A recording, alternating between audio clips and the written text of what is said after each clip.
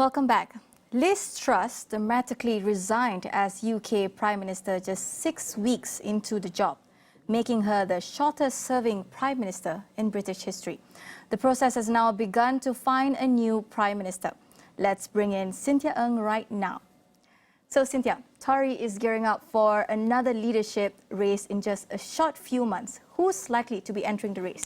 It's not even months, it's just 6 weeks. If you remember, just 6 weeks ago, Liz Truss was also, she became Prime Minister just 6 weeks ago, and one of the top contenders at that time was Rishi Sunak, which his name is being touted again to be a likely potential future PM. So Rishi Sunak is a senior in the Conservative Party, and he was also a longer-serving Finance Minister in Boris Johnson's administration. So he is widely regarded, in fact, that Rishi Sunak is one of the people that was very critical of Liz Truss's economic policy. So there are some expectations that maybe Sunak can actually come in and steer UK to the right path.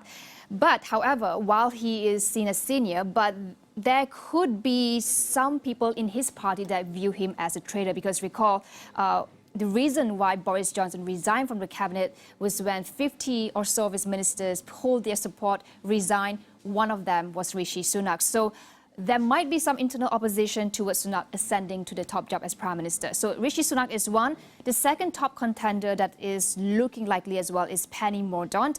She, compared to Sunak, is considered a junior minister. She was also in the running 6 weeks ago with Liz Truss and Rishi Sunak.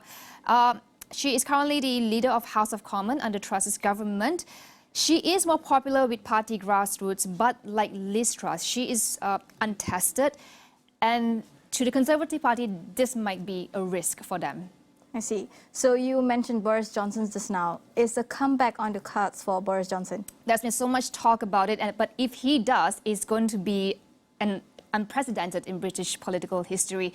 Recall, as I mentioned, he was forced out of his job when 50 or so of his MP resigned. So I think the question that people are asking is that if you bring Boris back, what does he bring to the table this time around? So while, yes, he remains very popular in the Conservative Party, but he also comes with quite a bit of baggage, including ongoing investigations on some of the scandals that happened during COVID lockdown. I mean, things are definitely happening very fast here.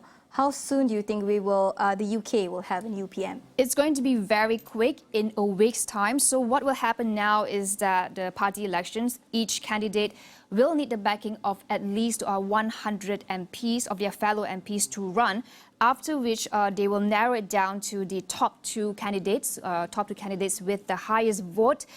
They only have until Monday, 2 p.m. local time to do so. So while opposition parties and the Labour is pushing for a general election, but a general election is not due until at least 2024. So yes, it's going to be quick, it's going to be fast. The UK will know their new PM most likely by next Friday, their third PM in 3 months, actually.